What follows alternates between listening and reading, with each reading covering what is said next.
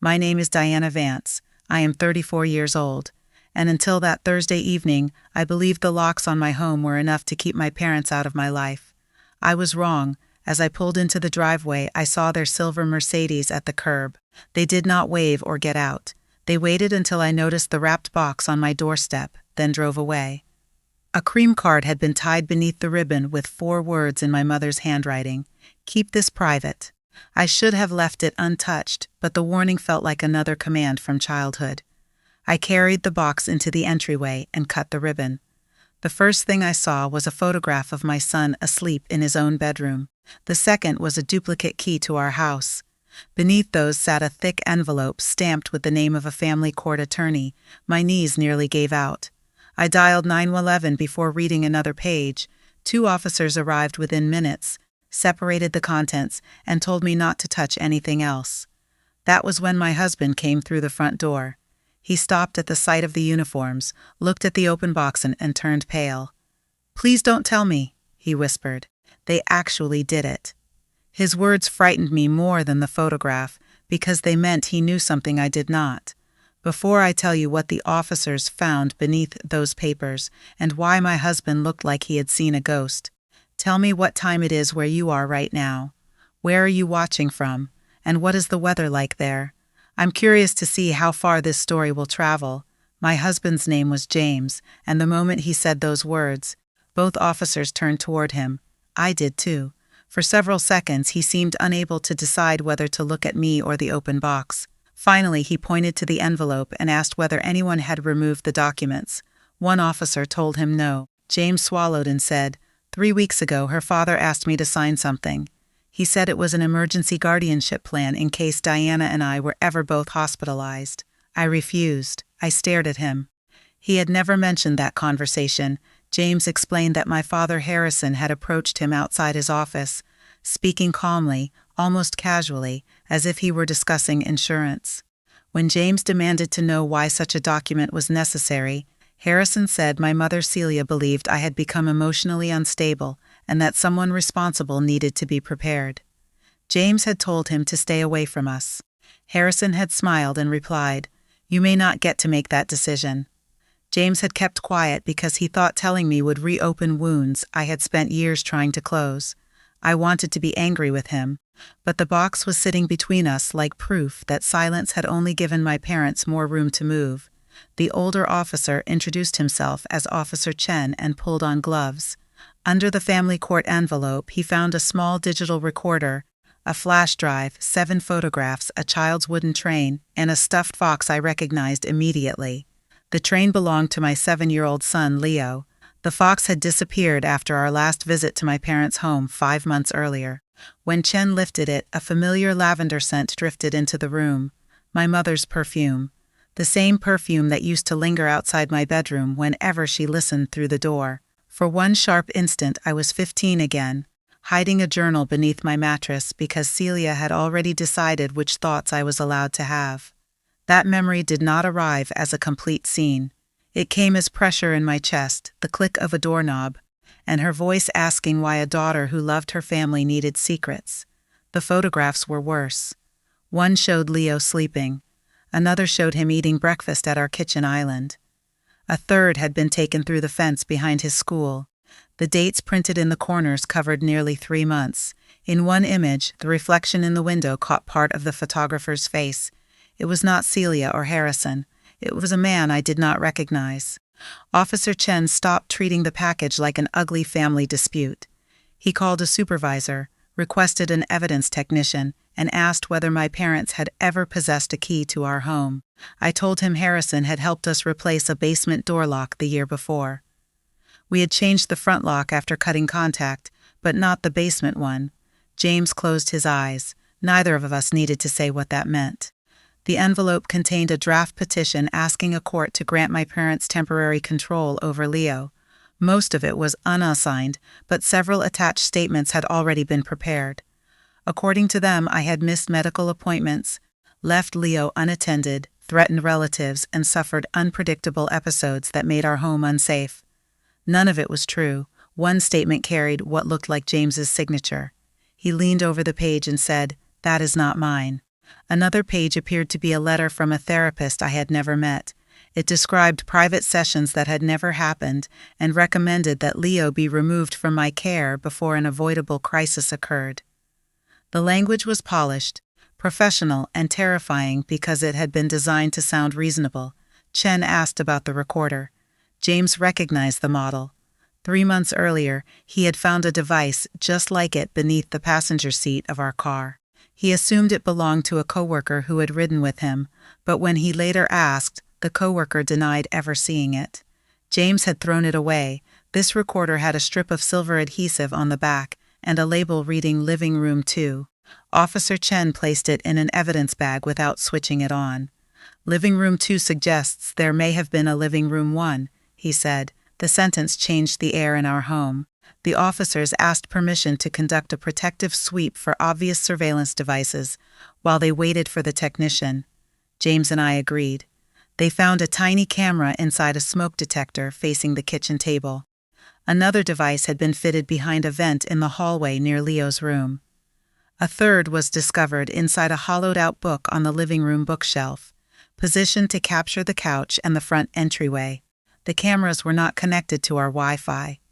They stored footage locally on memory cards, which meant whoever installed them had expected to return and retrieve them. The officers also found faint scratches around the basement door lock. I remembered my mother appearing at Leo's school fundraiser 2 weeks earlier, smiling as if our estrangement were merely a temporary misunderstanding. She had hugged me before I could step away.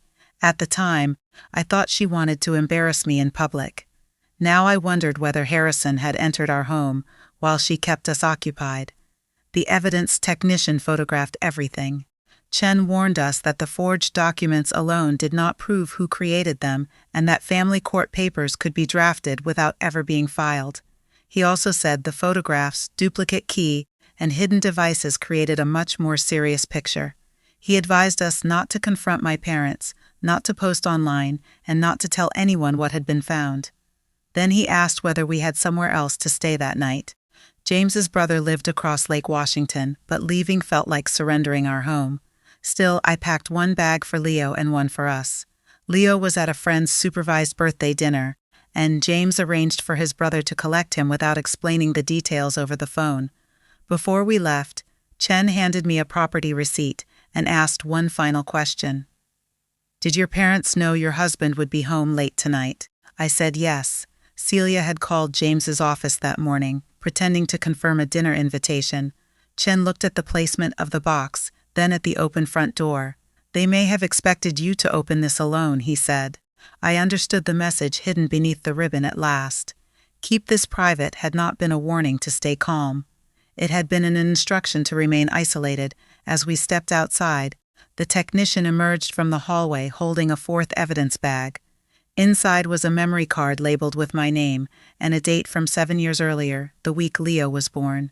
We spent that night at James's brother's house, but I did not sleep. Every sound from the hallway made me imagine a key turning in our basement door. Leo was told that a plumbing problem had forced us out for the night. He accepted the explanation, curled up on the couch, and asked whether his grandparents knew where we were. The question was innocent, but it revealed how often Celia had inserted herself into his world. I told him they did not, then sat beside him until his breathing became slow and even. Across the room, James watched me with guilt written across his face. When Leo was asleep, James apologized for hiding Harrison's approach.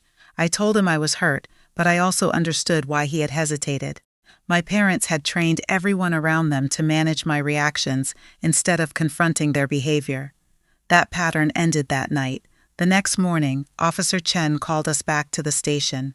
The memory card labeled with the week of Leo's birth had not come from any device in our current home.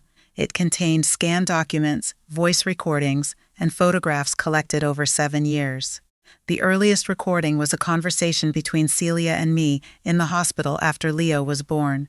I remembered the conversation, but I had never known it was recorded. Celia had urged me to sign a temporary medical authorization because I was exhausted after delivery. I refused. On the audio, she sounded gentle and concerned. After I left the room, Harrison's voice appeared. He said, "She'll come around when she realizes how little control she has." Hearing that sentence years later was like discovering a trap door beneath a familiar floor. The card also contained copies of our tax returns, James's work schedule, Leo's school calendar, and notes about arguments James and I had in private. Most of the notes were ordinary details twisted into accusations. A canceled dentist appointment became medical neglect. A babysitter arriving 15 minutes late became child left unsupervised. A photograph of me drinking one glass of wine at a holiday dinner was labeled substance concern. My parents had not been documenting danger. They had been manufacturing a story. Chen introduced us to Detective Naomi Grant, who handled stalking and electronic surveillance cases. She was careful not to promise an arrest. She explained that the digital files would need authentication and that the hidden devices had to be traced. She also warned us that Harrison had already called the department.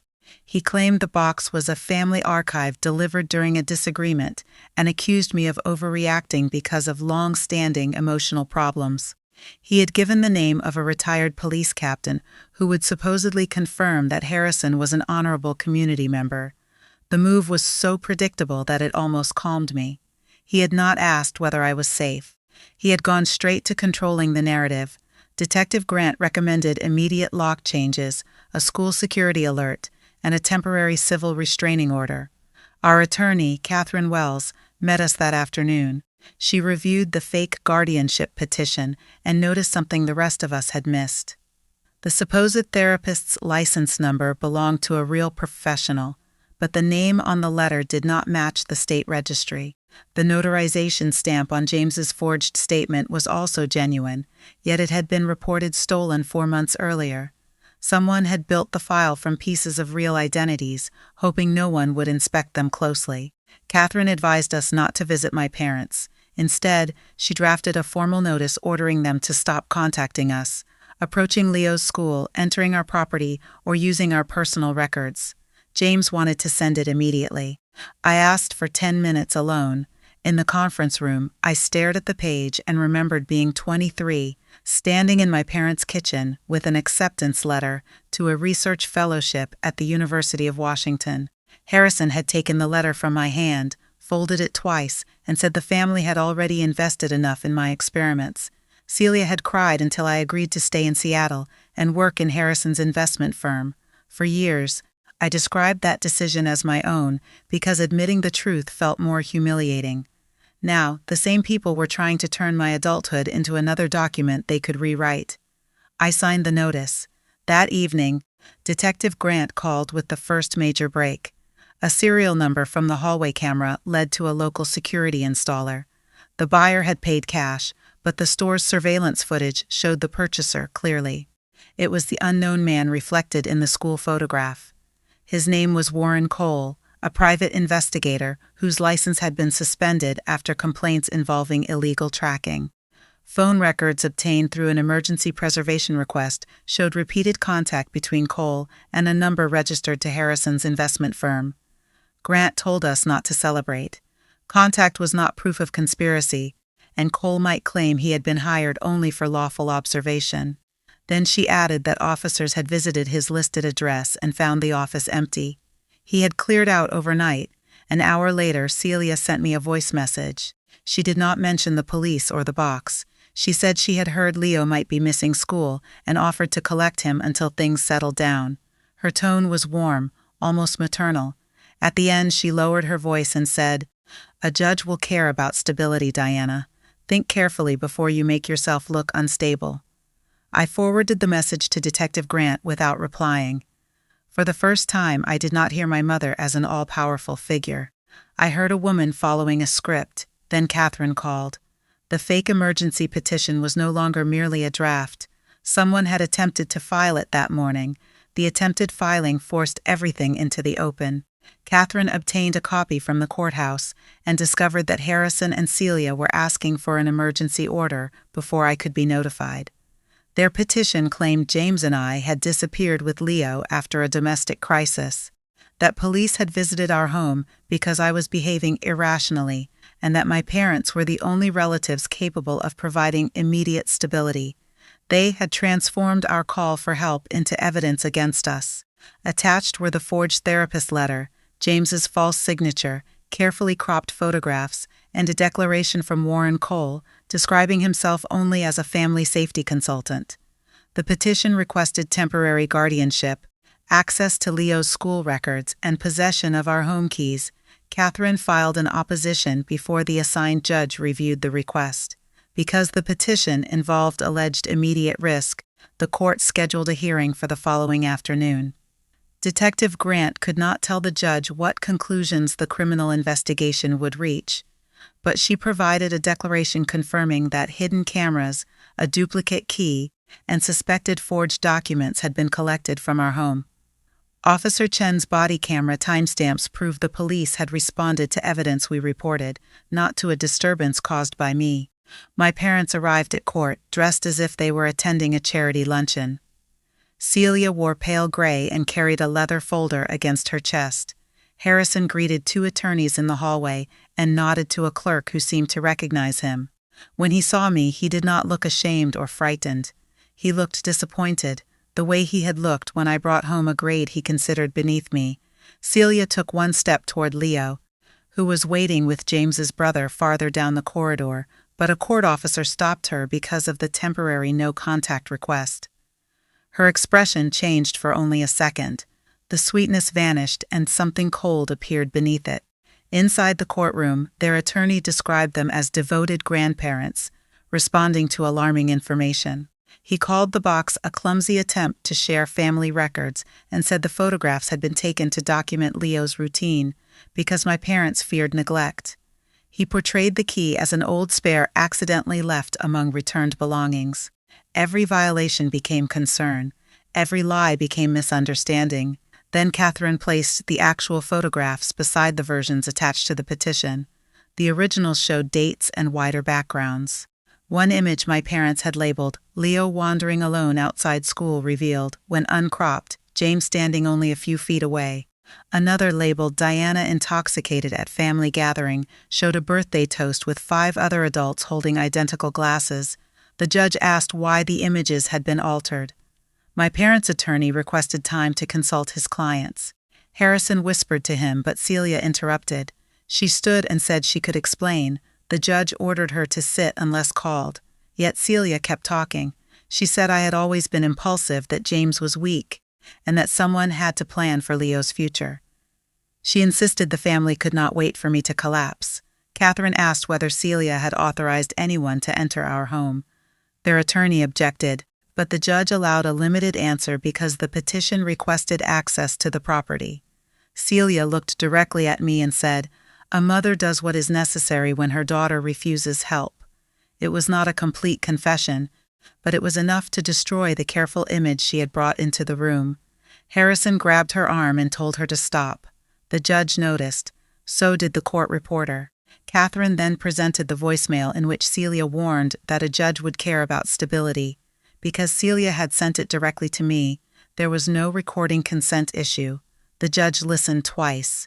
After the second playback, he denied the emergency guardianship request, prohibited my parents from contacting Leo or approaching his school, and referred the suspicious documents to the court's fraud unit. He also ordered that no future petition from them be considered without notice to us.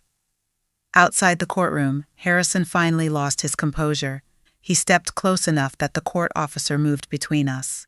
"You have no idea what you've started," he said. "People know us. They know what kind of daughter you are." For most of my life, that sentence would have silenced me. Instead, I answered, "Then let them see the evidence." Celia began crying, but there were no tears on her cheeks. She told James he was allowing me to ruin Leo's relationship with his grandparents. James replied that they had ruined it themselves when they entered our home. Harrison's face tightened. "You cannot prove who entered that house," he said. Detective Grant, who had been waiting near the elevators, spoke from behind him. "We're working on that." Harrison turned and saw her badge. For the first time, confidence left his face. Grant asked both of my parents to come to the station voluntarily. Their attorney refused on their behalf and hurried them away. As they entered the elevator, Celia stared at me with open hatred. The doors closed, but not before she lifted her phone and typed something. Less than 5 minutes later, every member of our extended family received an email claiming I had suffered a breakdown, manipulated the police, and tried to have my loving parents arrested. What Celia did not know was that she had attached the wrong file. Beneath her message was a photograph of our kitchen, taken from the hidden camera. Celia tried to recall the family email, but too many people had already downloaded the attachment. My cousin sent me a screenshot before I even reached the parking garage. The image showed our kitchen from the angle of the camera hidden inside the smoke detector. In the corner, a timestamp placed the photograph 3 weeks before the box appeared. Celia had just connected herself to evidence she had insisted was a misunderstanding. Detective Grant asked every recipient to preserve the original email. By evening, the court's fraud investigator, the district attorney's office, and the police cyber unit were all examining the same file. The embedded data showed that the photograph had been exported from a folder named Diana Home Monitoring. The device history linked that folder to a laptop registered to Harrison's investment firm. Harrison could still argue that another person had used the computer, but the wall around him had begun to crack. The next morning, officers executed search warrants at my parents' house and Harrison's office. Grant later told us only what the law allowed her to share. They recovered copies of our house key, invoices from Warren Cole, a stolen notary seal, surveillance equipment, and several binders labeled with dates from my childhood. One binder contained reports on James's job, our neighbors, Leo's teachers, and members of my extended family who might support or oppose my parents. Another contained drafts of anonymous complaints prepared for Leo's school, James's employer, and child welfare authorities. The complaints had not all been sent, but they showed a coordinated plan. Isolate us, damage our credibility, then present my parents as the solution. Warren Cole was found 2 days later at a motel outside Spokane. Faced with records tying him to the cameras and photographs, he agreed to cooperate. He admitted Harrison had paid him to observe our home and install recording devices. He also said Celia had provided schedules and distracted us during the school fundraiser. Cole claimed he never agreed to enter Leo's room, but digital evidence placed one of his devices there. His attempt to protect himself only supplied investigators with more detail. My parents were arrested the following week. Harrison faced allegations involving burglary, stalking, conspiracy, forgery, identity misuse, and illegal surveillance. Celia faced many of the same allegations along with attempted fraud on the court. Their attorney released a statement calling the arrests an unfortunate criminalization of a private family disagreement. That statement lasted less than a day before local reporters obtained the court order and portions of the public filing. The social consequences came quickly. Harrison was placed on leave from the investment advisory board he had chaired for 14 years. 2 charitable foundations removed his name from upcoming galas. Celia's garden club asked her to step aside while the case was pending. Friends who had accepted her version began forwarding us old messages in which she had asked suspicious questions about our schedule, our marriage, and Leo's school. Each forwarded message became another thread in the pattern. I did not celebrate their humiliation. I was too busy understanding the size of what they had built. Catherine helped us file a civil case for invasion of privacy, emotional distress, trespass, and costs related to securing our home. We replaced every lock, camera, computer, and phone. James changed his work routines. Leo's school added photographs of my parents to its restricted contact file. The expenses were enormous, but for the first time, every step we took created distance instead of fear.